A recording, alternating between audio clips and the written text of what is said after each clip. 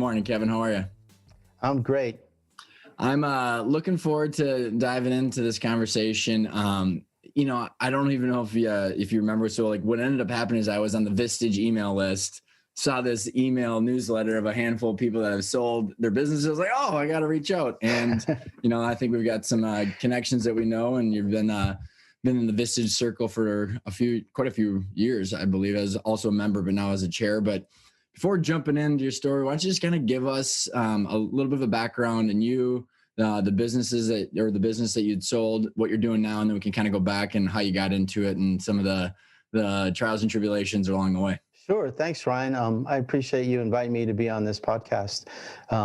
Real quick story. I graduated from Indiana University of Pennsylvania, and I fell into medical equipment sales right out of college. And interesting story, real quick, I was bumming around. I got a phone call from a fraternity brother one day. He said, hey, you doing anything today? I said, no. He says, you want to make $50? I said, sure, as long as it's legal. And he goes, yeah, so drive your car over to Youngstown, Ohio, which is about an hour and a half west of Pittsburgh. Go to St. Elizabeth's Hospital, which is a very large hospital. Meet my boss in the loading dock. Give him the keys to your car. He's going to give you a truck with some medical equipment in the back. Bring it back here. We're going to take it to the hospital. So I go over to Youngstown. I meet his boss on the loading dock, and he says, are you a friend of Dave's? I said, yeah, we're fraternity brothers. He goes, well, we need a second employee in Pittsburgh. If you want the job, it's yours. That was my entire interview. And I got that job, and I worked for them for 11 years. Oh my gosh. Yeah, got promoted 4 times. It was a great ride. It was a great learning experience. I really enjoyed it. And so that's how I got into medical equipment sales. I spent my whole career in it. What were you selling originally? We were selling specialty beds for spinal cord injury patients and air beds for wound care and burn patients. And then we expanded from there. We got acquired during that 11 years, and we became part of a corporate entity, and I got promoted. I was traveling the whole East Coast at the end. It was a great ride. I really learned a lot, and I gravitated to it. I really enjoyed it. Then I got recruited to a second company out of St. Louis. They wanted me to open an office in Pittsburgh, which I did. Built that up, and they said, hey, great job. I want you to move to St. Louis. No, don't want to go to St. Louis. and that was really the problem was I worked for 3 different companies, and every time the next promotion level I was getting to, they wanted me to relocate. I didn't want to leave Pittsburgh. I'm from here. My wife is from here. We're family here. That first company wanted me to move to Buena Park, California. I didn't want to go there. And the second company based in St. Louis, I did a great job as regional manager of starting up an office from scratch. And they said, hey, we want to make you the vice president of sales for the whole country. Great. Oh, by the way, you have to move to St. Louis. No, thanks. No thanks.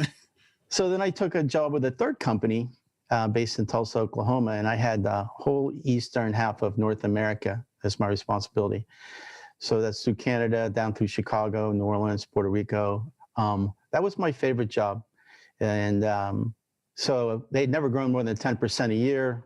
When I took over the eastern half of North America, I grew the business 31% in the first year and 36% in the second year. And they were really happy. They said, hey, we want you to be the vice president of sales. I said, great. They actually gave me that job. It was like 6 months later, they said, you do know that you're going to have to relocate to Tulsa, Oklahoma. And I go, maybe you should have told me that when you offered me this role. And I didn't want to do that. So it came down to, I'm now halfway through my career, right? This was the first 15 years. And I said, look, either talk to my wife. I said, either I take one of these promotions and we relocate to another city where we have no family, we don't know anybody, or I stay here and I start my own company. So by default, I started my own company, Granby Medical Resources, in 1996. It was up and running, incorporated 2 days after I left the previous company. So fast track, and that's how I started my business. Was it non-competes or like was there give us your thought process? I'm sure there's a little bit of anxiety there, but what was the plan? Was there certain med devices or things that you liked that you were going to go into? Any non-compete issues? Where were you going to get the products? I got so many. That's a really great question.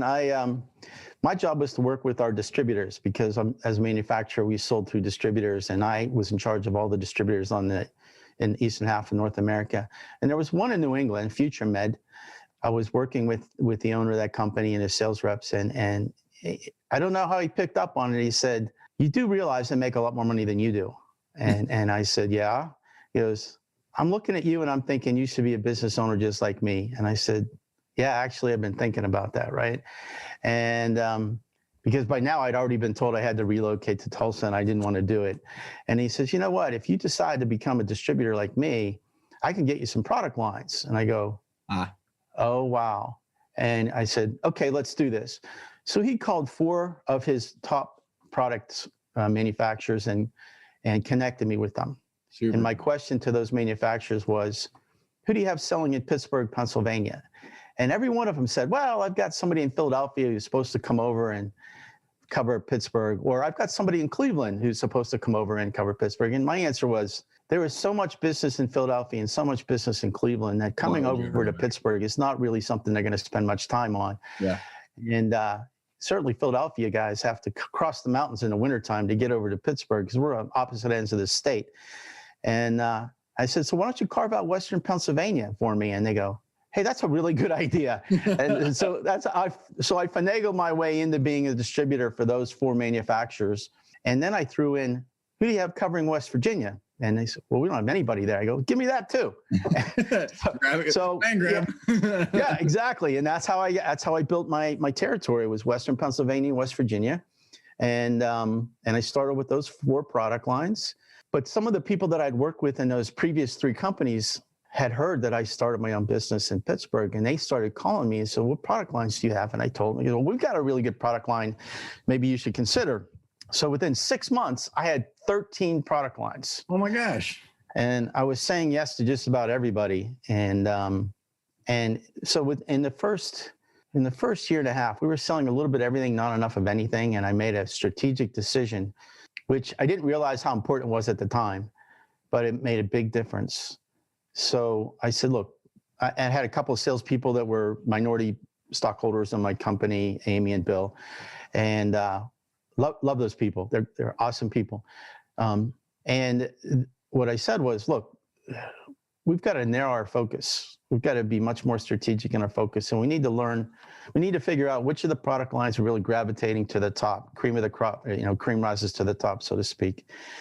And I said, out of the 13 product lines we're carrying, we got a mishmash. However, I see 6 product lines that fit within a niche umbrella, which was patient safety, right?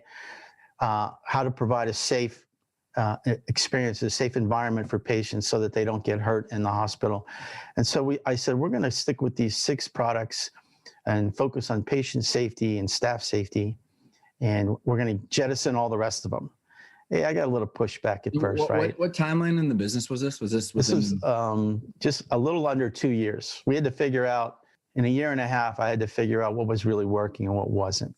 And Kevin, one of that, because as that process that you went through, I'm curious, and we don't have to get too far into it, just a couple of pointers on it is, so, when you start in the business and you're growing, you're kind of just any kind of revenue to feel the funnel, right? And feel the machine as you're eating up cash. So I'm curious, as with these manufacturers, did you have quotas where did you live off the float for a while? Did you have credit lines with them as you were building them up? Because what happens is as you take on it, you're laughing. I was a distributor too, man. I know how it goes.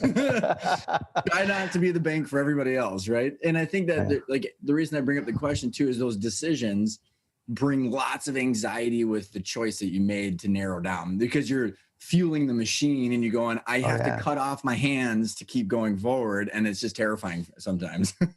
Well, I can tell you that, I'll tell you how I did that.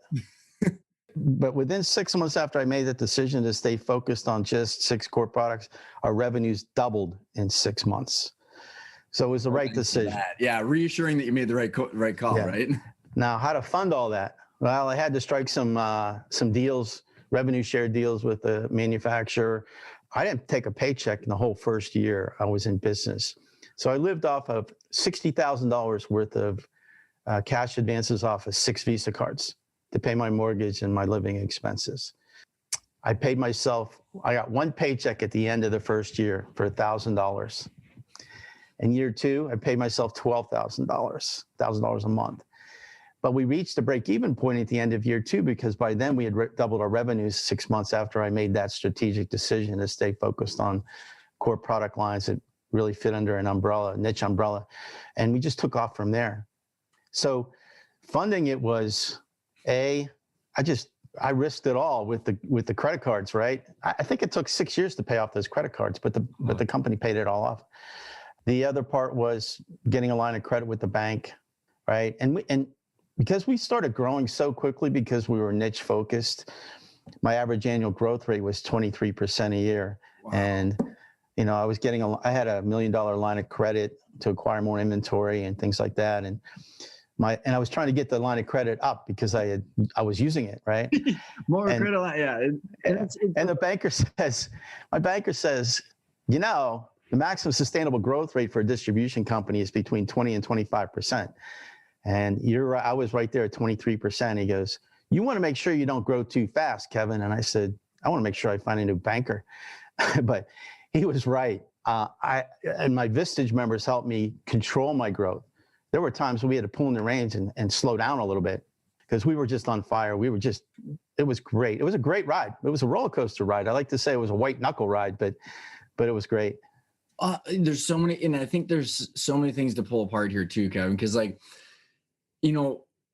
when we do these presentations that you and I chatted about where we're talking about financial clarity and how to project out value growth, and you can actually see your cash issues, right? It's funny because I can tell you and I came to this knowledge through the School of Hard Knocks, right? We're like, right. I wasn't a finance major, right? But when you all are constantly out of cash, you have a desire to figure out why.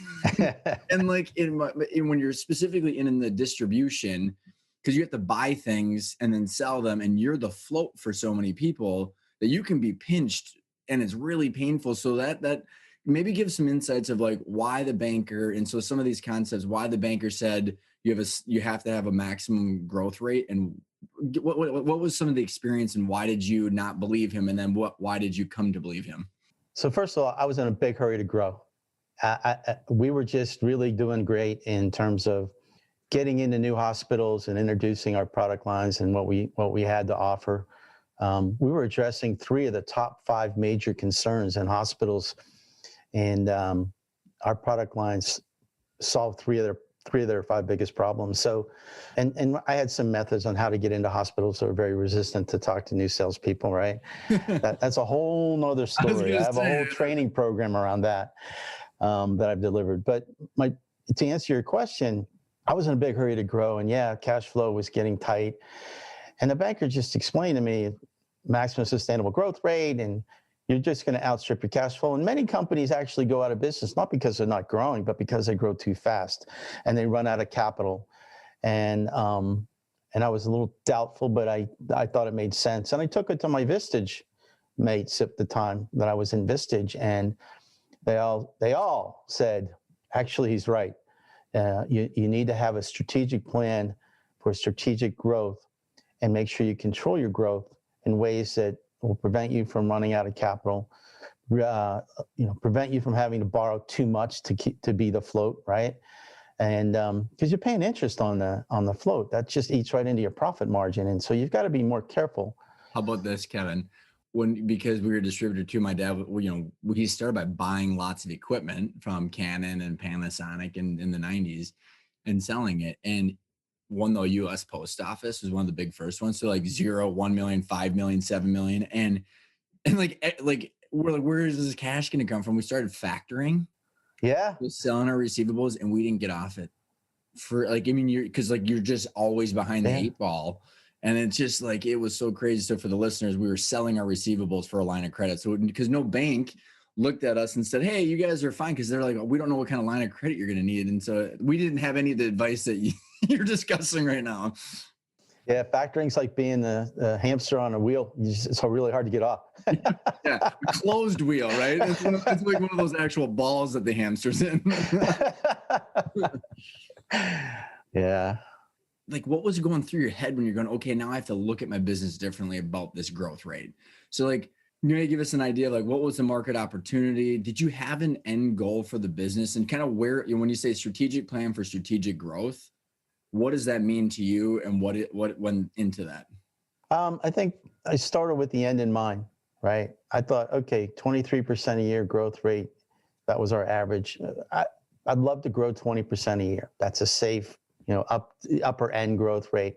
How do we achieve that? And I would work backwards from there. How many new accounts do we have to open up? What's the average revenue per account need to be? How many people did I need to hire? Because when I started, there was only a couple of us. There's three of us really. And by the time I sold my company, we had 60 employees. I had 3 offices. I had a fleet of trucks. So it was really about knowing where I wanted to go and coming up with a plan on how to get there. And one of the things I did do was I had a cash flow projection chart that I created myself. So I knew what the checkbook balance would be at the end of we would write checks every Friday. And so I had a 52 column spreadsheet with all of our anticipated expenses line by line. And after we would write the checks out, at the bottom, it would be a cumulative checking account bank balance to tell me how are we going up or are we going down, right? and I would take 15 minutes every Monday morning, and I would review every bill that came in. I'd write the pay date, which would be either 4 or 6 weeks out, depending on what they gave me.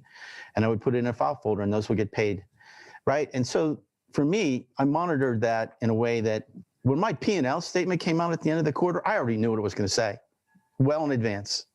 So so many business owners that I've met over the years, they don't know if they're making money or not until they see their P&L statement, right?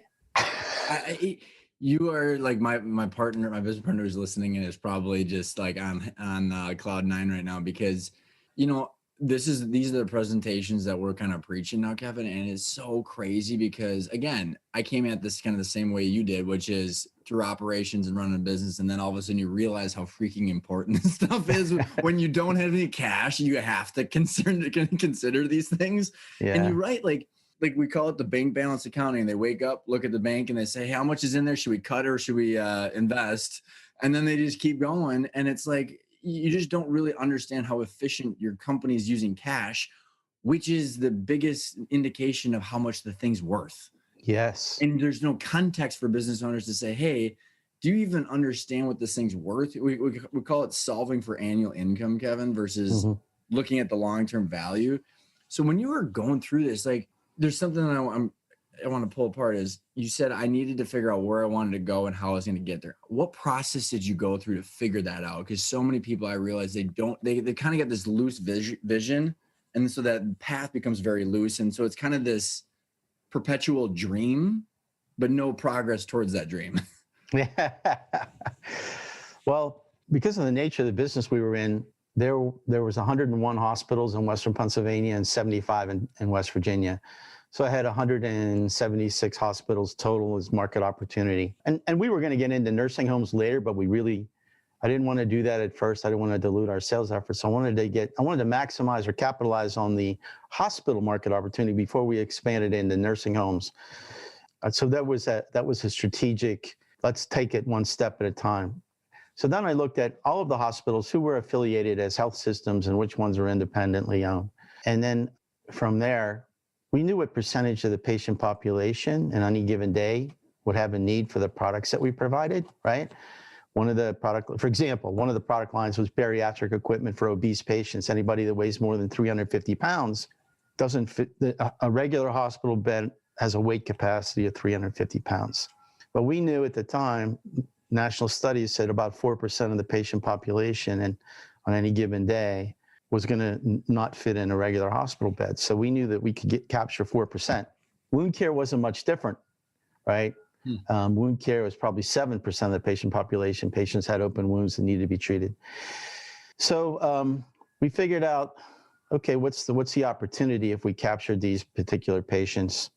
And we were partly a rental company too. We were half of our business model was renting equipment, and the other half was capital sales, right? So the rental business, we wanted to capture rental contracts. Did you do any leasing too? Yeah, we did some of that. Okay. Sure. Yeah, so we were a mixed bag, right? Did you ever realize what was more valuable at the end when you sold of that product, of that mix? Was there any value difference as far as like the enterprise value of the company from rentals versus capital sales versus leases? I would say the rental business was the most valuable because the vast majority of the hospitals, we had signed contracts. Most of them were for 3 years. And those contracts created value in the rental business. Plus, you're renting your equipment, but you still maintain ownership of it, right? Just like renting copiers. Yeah, right. No one's paying you for your stuff while it just sits there. Yeah, and the largest health system in my geography is UPMC, which is University of Pittsburgh Medical Center. It's well known around the country. They signed a 5-year contract with me, and they also extended it for another 5 years. That's a 10-year deal on stuff that you still own. Yeah. What a beautiful versus selling it once and making 20-30% gross profit, right? Right. Yeah. So it was it was an engine, right? It just kept generating more business. And we would try to introduce additional products to the same customers. I think probably one of the things that we did really, really well is I call vertical integration, right? Horizontal versus vertical integration. Horizontal integration is adding more customers to your customer base. Vertical integration is selling more products that are needed by the customers you already have. And most of the salespeople in my industry would open a new account, get them to get maybe either rent or buy some equipment, and then you move on to the next hospital to try to open that one up. They didn't always provide or spend enough time doing the vertical integration, making sure that every product that you have that they actually could use or need could be taken advantage of. And we did a really good job. Why didn't most people do that? I mean, it makes a bunch of sense why you did it. I'm just curious, like, it's so much harder to open up a new account than go back to someone and have lunch and talk about all the other things that you do. Right. Well, 2 reasons. One, if you hired a sales rep who's a natural born hunter, that's what they tend to do. Yeah. Farmers will take care of their existing customers and generate more business. But incentive plans I've seen from all of the manufacturers that I represented, they didn't incentivize you to sell more to the same customer. They incentivized you for opening new hospitals, new accounts, right? You got a bonus for every new account you opened up, but you didn't get anything other than a pat on the back if you increase the revenue from an existing account. So I think the incentive and the natural born tendency, the combination, that's my answer to your question. That's what I believe. Yeah. So it's super interesting. Small note that the medical device industry used to poach the copier salespeople. So like our machine would train people and then they'd go make twice as much money in your industry. I hired quite a few of you ex-copier guys. 400 phone calls, 15 appointments, and 4 closes every year. Oh, that's awesome. Yeah. Couple questions on like the market data. And now that, because you've been in Vistage so long and you're around a lot of other entrepreneurs, I see a lot of people don't have the market data of even what the opportunity is in their market. So like, I don't know if it's because the industry you're in that a lot of that was published. Like, what have you seen other people do of like trying to actually understand what is the potential opportunity to sell into a market? Like, wouldn't it be nice to know that before you spent a decade of time and money and energy? That's an interesting question because I don't think they've taken the time to actually crunch the data. I think they just think, well, there's got to be a lot of business out there. If we can just grow our company revenues by 10 or 20% this year, we're doing great. Well, where do you want to end up? Oh, I'd like to grow 10, 15% every year. That 15% a year is not a bad goal, right? Because in 5 years, you double your revenues. That's a very comfortable growth, in my opinion. I started the other way, right? I started with, what's the market opportunity? What are the percentage of patients in need? We're going to get every one of them? No, I know that. I'm not that crazy, right? We had a few competitors. I think we had 5, or there was 5 of us total in my market space. We just had to do a better job than them to get some of the business. And oftentimes, hospitals, if we weren't the sole provider of what we provided, we were a dual source. Us and maybe one of our other competitors, we would share the business. Oh, cool. And I was okay with that because I saw it as, I'm not here to compete. I'll complement. I'll take over where they leave off. And if you really like working with us, you may give me their business at some point in the future. And that worked out well. They will trip up at some point if you keep doing They did. Yeah. That's called flanking the enemy, by the way. As in terms of marketing, there's marketing warfare. There's a great book called Marketing Warfare by Jack Trout. One of the books I read in my life that changed was an epiphany. It changed my whole perspective on sales. Everybody thinks you're either playing offense or you're playing defense, right? Well, there's actually 4 strategies, not just those 2. So you got offense, defense, flanking the enemy, and guerrilla tactics. And that book, Marketing Warfare, gives you some examples, well-known companies that fit into those categories. But here's the bottom line. Interesting. If you're number 1 in the marketplace, you're always playing defense because people are trying to take your business. If you're number 2 in your market space, you're always playing offense because you're going after number 1. But if you're not number 1 or number 2, you have no business applying those strategies. You've got to default to either flanking the enemy or guerrilla tactics. And I never worked for the number 1 or 2 company. I always worked for the number 3 company in my early career. And so I used flanking maneuvers, and it worked like incredibly well. Super interesting. And, you know, and I'd love to hear a couple more examples of that, is like, because perfect example of why you shouldn't go after the big boys, because we were like number 4 in our marketplace. And guess what number 2 and number 1 do? Race to the bottom. They have like cash with order discounts, and then you are sitting there losing your freaking ass. Yes. And everybody, and there was the notorious ego play of trying to get the sports team. So the Minnesota Wild was a client of ours, and everyone's like, "Oh, you do the Minnesota?" Like, we don't make any money off of it, so like, who cares? Right. We won it, which is the worst thing that could have happened to us.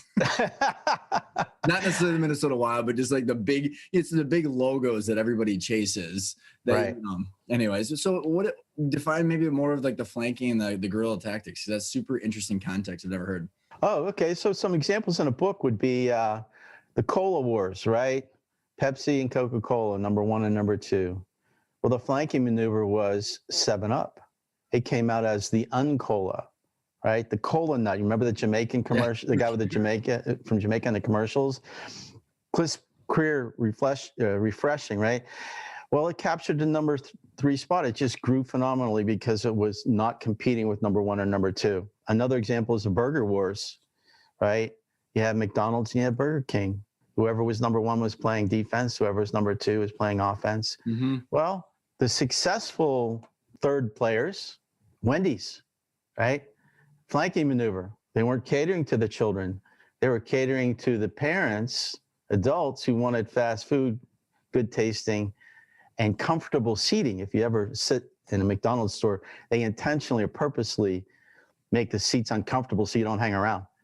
Wendy's said, we're going to give you comfortable seating. Just little nuances like that. And Wendy's just exploded because of that flanking maneuver. A guerrilla tactic example is White Castle, regional player. They're located in lower rent districts. They're open all night, and they have the sliders, right? No, way different.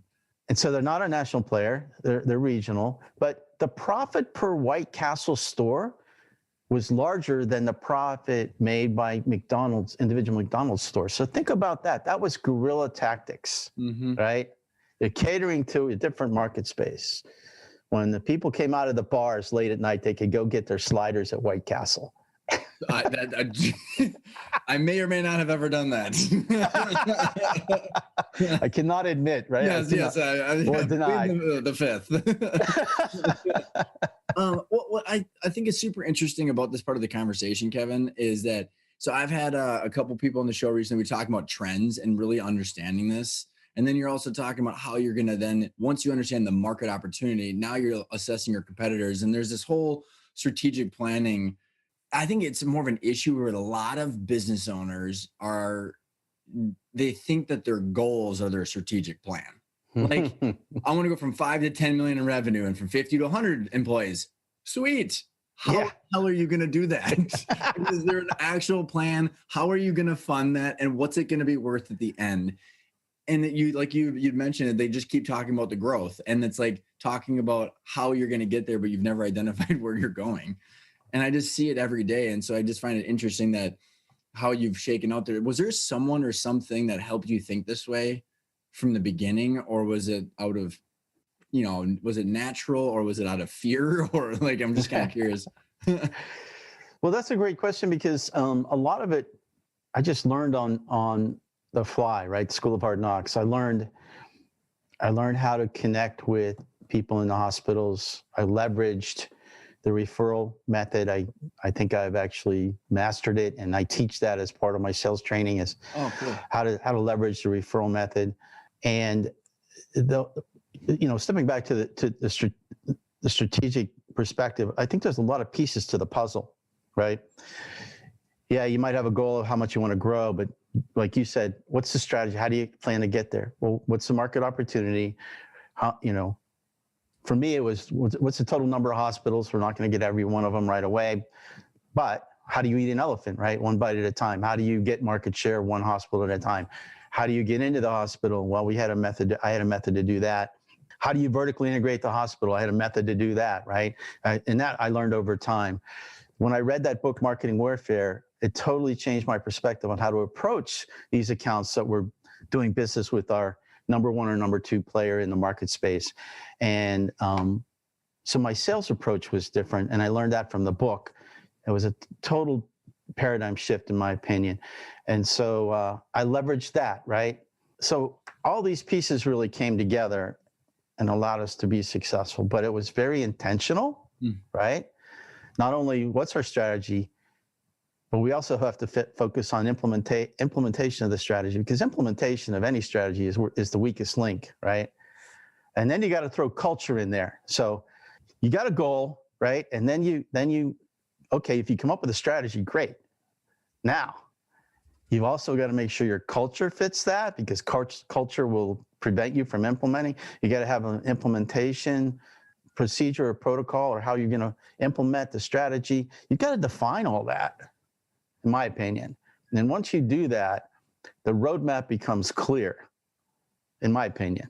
And I think we did that. And I think it's so interesting is you said a couple of things that have really resonated with me, is that it's hard work to literally lay that out, the vision, but then it's even harder work to then lay out the roadmap to get there. And I think the roadmap, like you mentioned the numbers, is like, how are you going to actually get there? How are you going to fund this? And like, what are the metrics that everybody has to do? If you're hiring hunters, what are they going to bring in? How does that, all those KPIs have to tie together, versus kind of just hoping everything falls into place. And I don't know if it's like, because, and this is my age issue too, that like, I mean, most of my career, besides the financial crisis, has been a 12-year bull run. You don't have to do a lot of that hard work when everything's screaming up.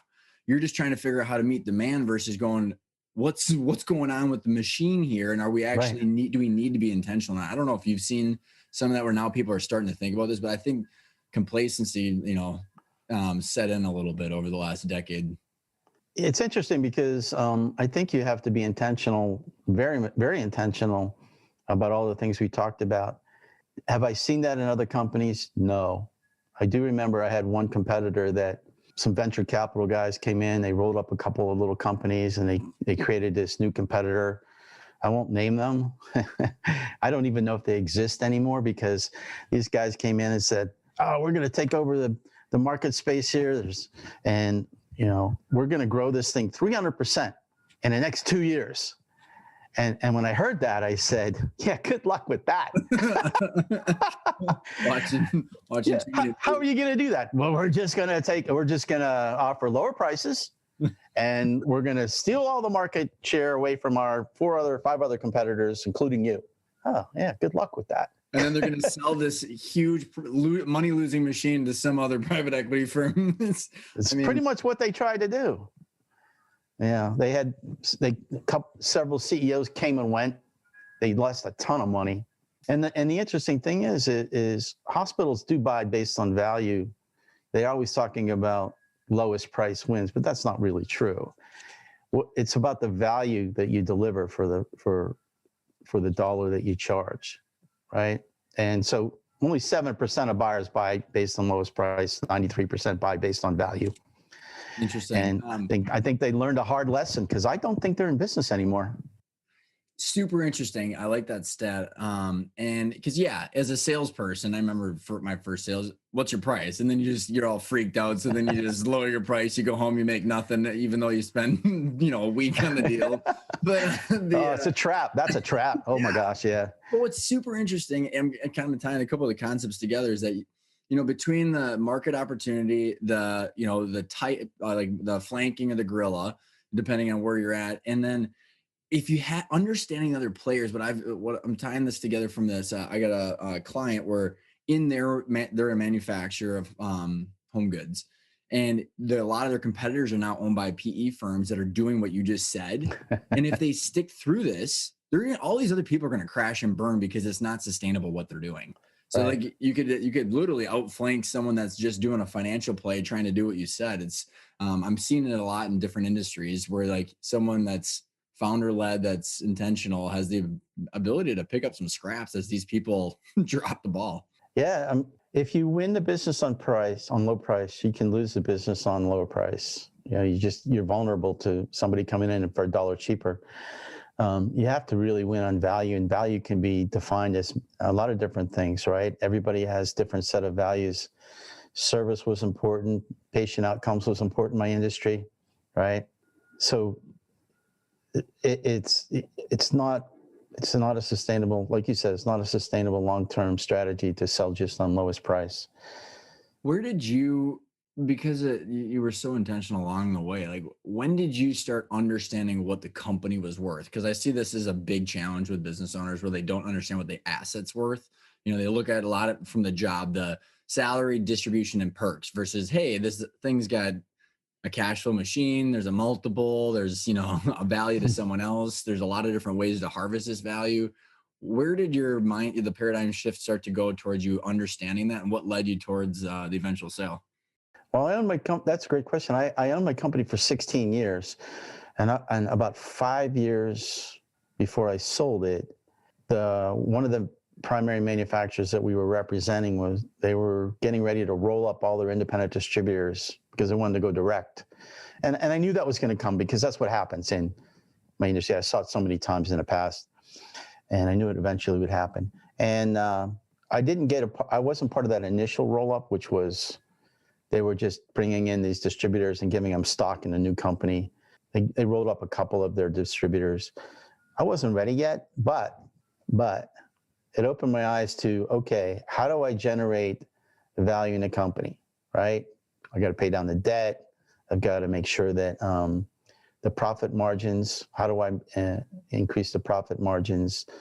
What are they looked at? And I had a CPA I'd been working with for many years. It was very helpful in that regard.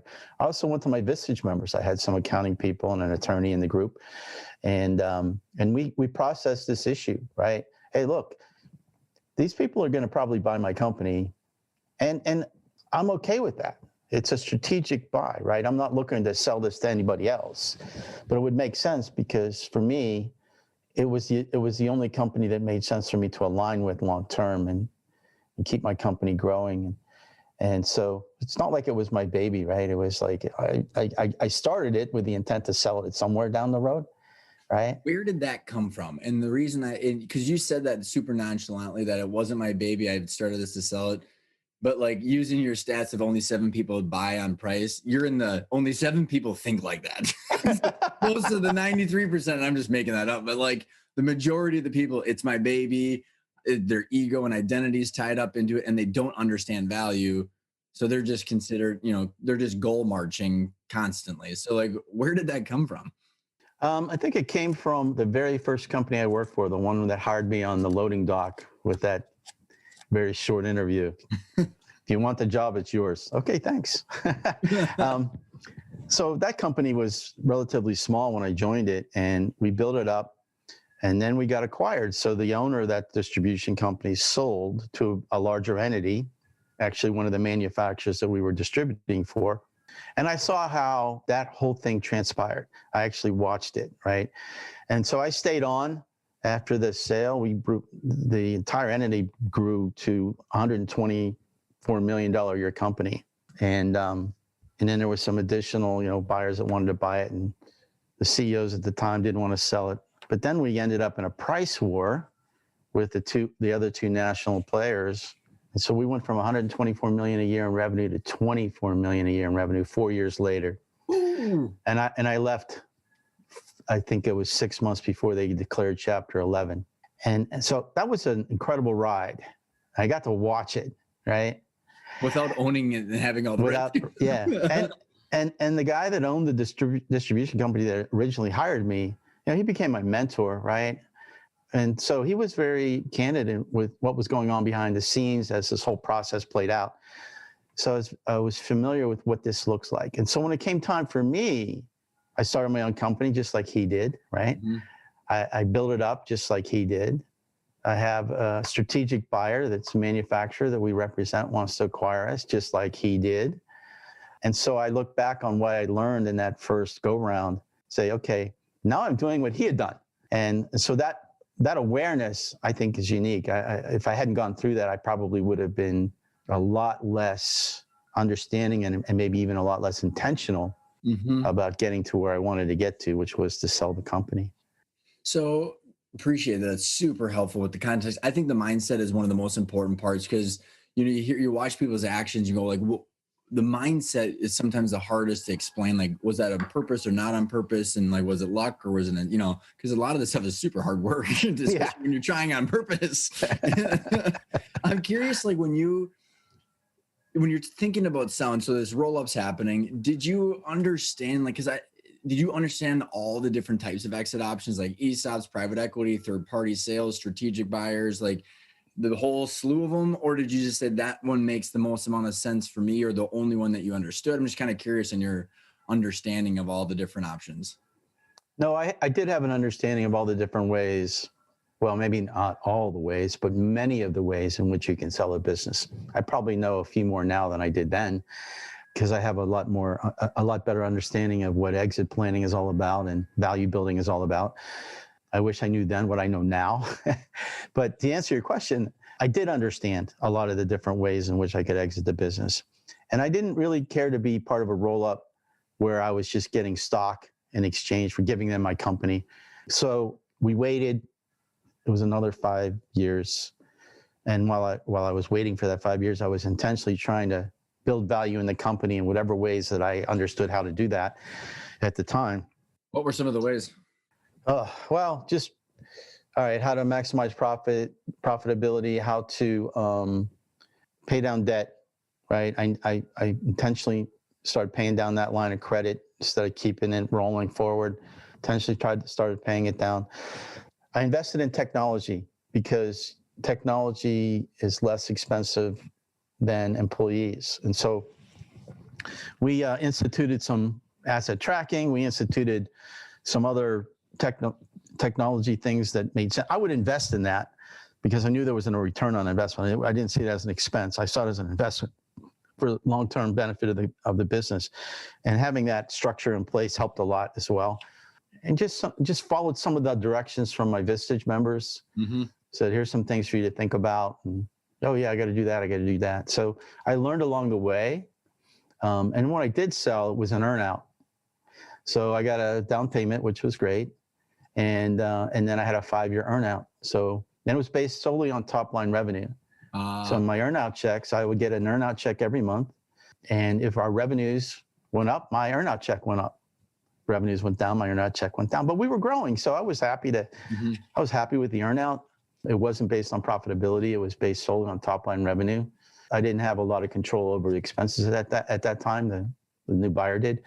And so my goal was to continue to grow the business. It was a 5-year employment agreement, 5-year earnout check. That was a long time.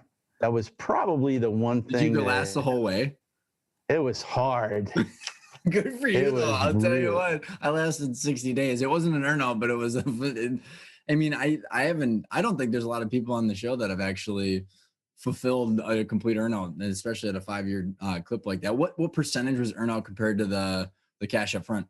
Rough ranges. I mean, I don't. I think I got like 20% down. Did you take the company to market using a broker, investment banker, or was it just attorney combo? Or somebody recommended a broker, and so I talked to a broker one time, and he said, "Well, who's their competition? We want to package you and get competitive bids." I said, "No, that's not going to fit with what my overall goal is. I simply want to be able to negotiate the best deal possible for the buyer and for me." And so I had an attorney in my group, Dan Lynch from the Lynch Law Group, and my Vistage group, and And Dan was intimately familiar with my business because he came to the Vistage meetings every month. Right. So he negotiated the sale for me and actually got me extra money in the 11th hour. I was very, very happy with Dan's negotiating style, but it was a strategic buy. We were going to add value to that overall corporation by bringing in my people, my technology, my leadership style, the fact that we were growing, and I was their number one fastest growing independent distributor. So I was number one on their hit list. I just didn't get part of the roll up. I ended up selling later when they started, buying the remaining distributors that they wanted to acquire. Were they private equity backed, or were they just? No, family owned. Oh, super cool. Yeah. Interesting. So when you said that, you had with the other exit options, this just made sense on, what you wanted out of your business, your life. I mean, like, how did you go through what kind of decision-making process did you say, hey, this fits versus some of the other ones? I'm just kind of curious if there was non-negotiables or things that stuck out. Well, so I did have an option, right? Some of the independent distributors didn't want to sell to this manufacturer. Well, the manufacturer said, if you don't want to sell, then we're going to go direct and open up our own office in your city, and you'll lose the product line. And they did that, right?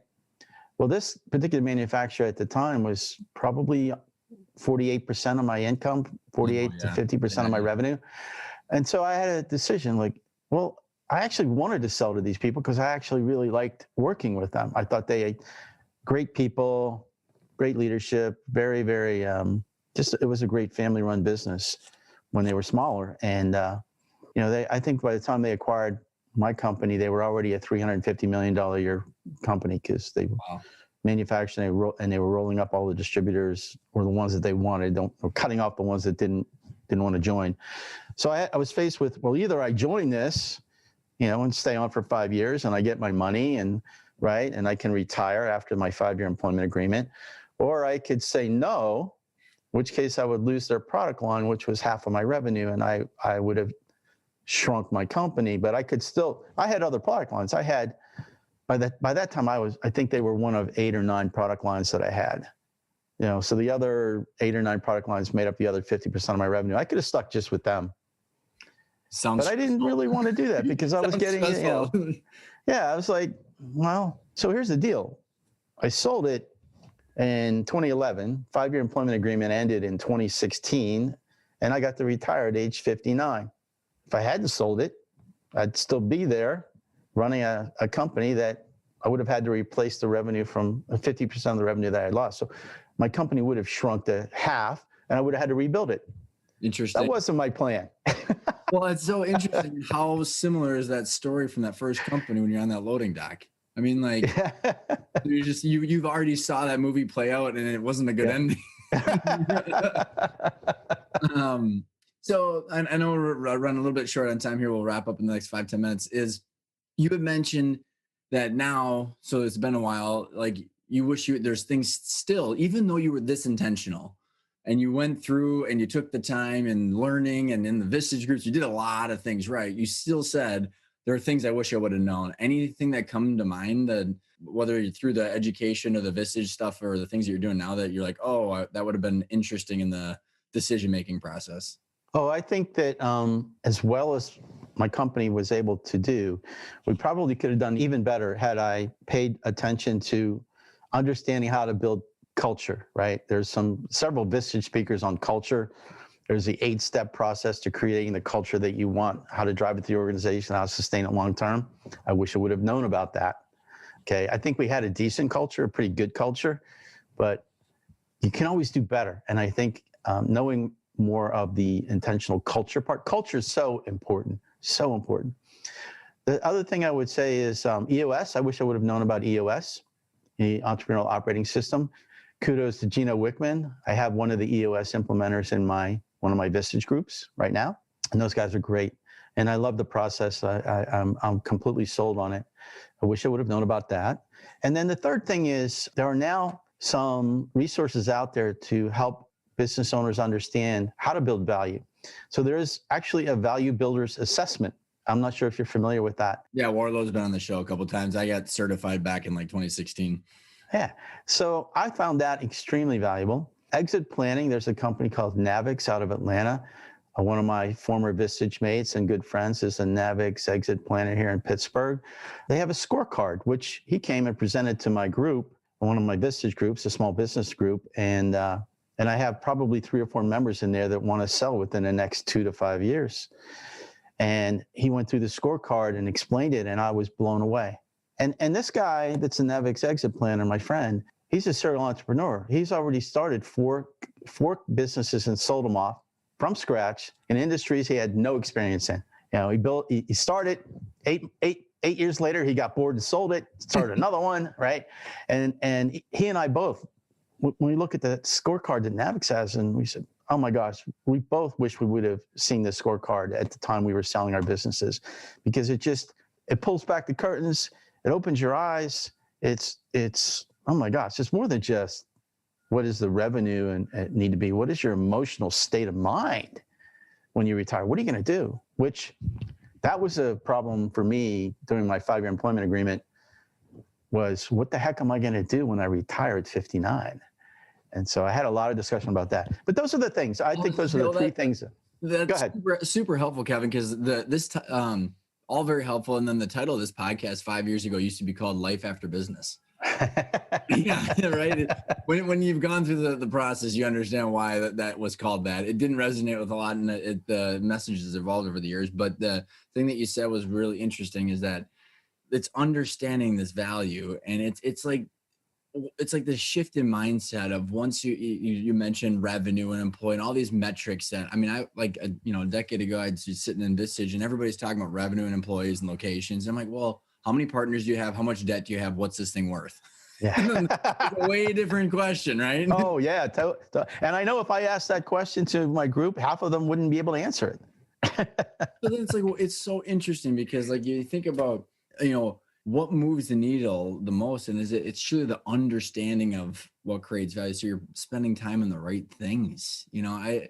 Is there any, if you were to go back and I'm trying to think as we're wrapping up here, if you were to go back and talk to yourself as you were starting the business, is there any one word of advice that you'd give yourself? Like, what would you tell yourself to help the journey on round 2 a little bit easier? Gosh, I don't necessarily know that I could give you one word.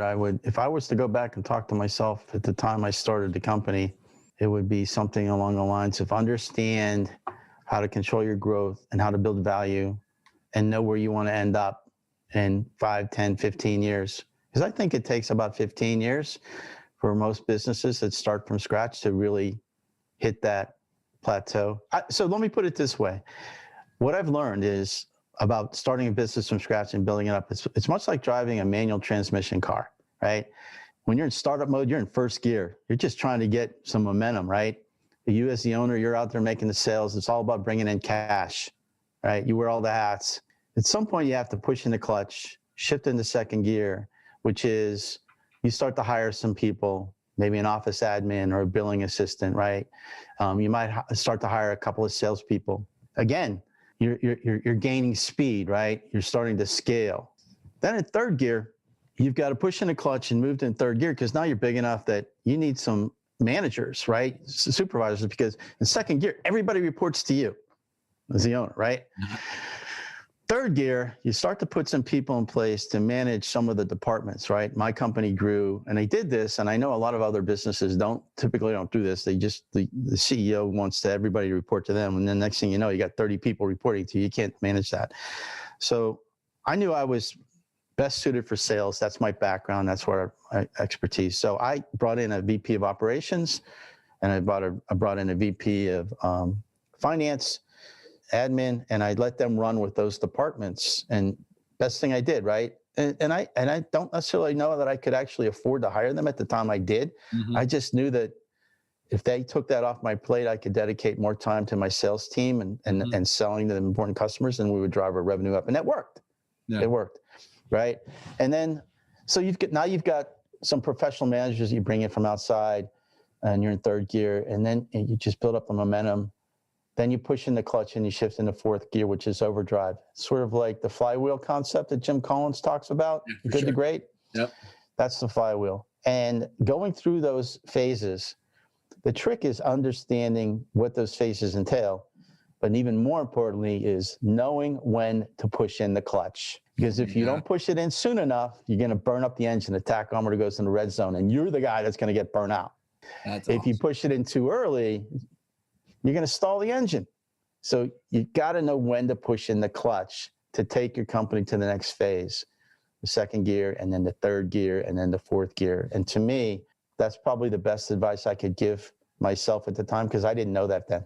What tools, if you were to name one or two or concepts, help you identify when you should push in that clutch? Stress, lack of sleep. yeah, your spouse and your family going, do you live here? Yeah, I was a workaholic at the beginning. I was working, Monday through Friday and on the weekends, because hospitals are open 24/7. They expected us to be open 24/7 as well. Mm-hmm. And I couldn't let our service reputation go down, so I had to maintain that, and that meant I had to go out and do a lot of the work on the weekends myself. And so, and my Vistage group pulled me out of that vortex of work-life balance. They say if you own your own business, you get to work your own hours. Yeah, you get to work all of your own hours, and if you let that happen. So, waking up at 3:00 in the morning, worrying about how you're going to make payroll, just stupid stuff like that, right? And I realized that I needed to depend more on my people. You've got to delegate to elevate. And so bringing in some professional managers, delegating, not being the one to make decisions, empowering people to make good decisions, right? I learned all those things, and my life got easier and easier the more I did that. So there's so many different things that go into that, answering the question you asked me. But it's helpful. I mean, there's all those factors go into the stress point of you're topping out in this gear, right? Mm-hmm. Yeah.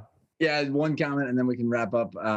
Is Daniel Marcos, who's the co-founder of the Growth Institute, the scaling up, and the Vern Hardish. He was just on the show. It actually just went out this morning. His new book is on the 4 stages of a business, Kevin, and it's 1 through 4. And he literally says the perfect blend of revenue or of profit and drama is at 12 employees. And that's after like stage 1 or 2. And then you might as well scale to stage 4, which is 60 plus employees where the profit and drama actually come back. So you literally just articulated his entire book in like the last 3 minutes. So obviously you guys are both onto something. Wow. So he copied my concept, eh? He must have been listening somewhere. Yeah, wonder if I'll get a royalty, right? Royalty, right? It's funny. So 2 final questions. What does the word intentional mean to you? Going after something intentionally means knowing exactly what you want, exactly how you're going to get there, and don't get distracted with the shiny object syndrome, right? And that was, I lived through that. We took on some product lines that we had no business being involved with. We were selling replacement casters from a caster company for hospital beds. We had no business doing that. And you get all these opportunities come your way in business. And I was, at the beginning, I was saying yes to every company wanted me to distribute for them, which is what got us out of hand. Then be much more selective. It's like I had to put blinders on. Once we decided we were going to be in the patient safety niche, any product that didn't fit in that category, I ignored. I said, no, thanks. You got to find somebody else to distribute for you. Even though the profit margins might be huge, it's not a good fit for us. Don't get distracted by opportunities that sound like, oh, that could be great, but it's not part of what we are really good at, right? It's not part of where our core focus is, that our customers depend on us for. And so that's a long answer to your short question. It's beautiful, because I think you can't have enough of that, because it's so hard to say no. So especially with the personalities that end up being entrepreneurs. Last question is, where do the listeners find you? More information if they want to reach out. So my email address is kevin.trout, Trout, like the fish, at vistagechair.com. You can find me on LinkedIn. That's where I found you. Yeah. I appreciate you reaching out to me. That was very, very nice and very kind of you. Been a blast, Kevin. Thanks so much for coming on the show. Thanks for having me. It's been an honor, Ryan. I really appreciate it. And thanks for all the great questions.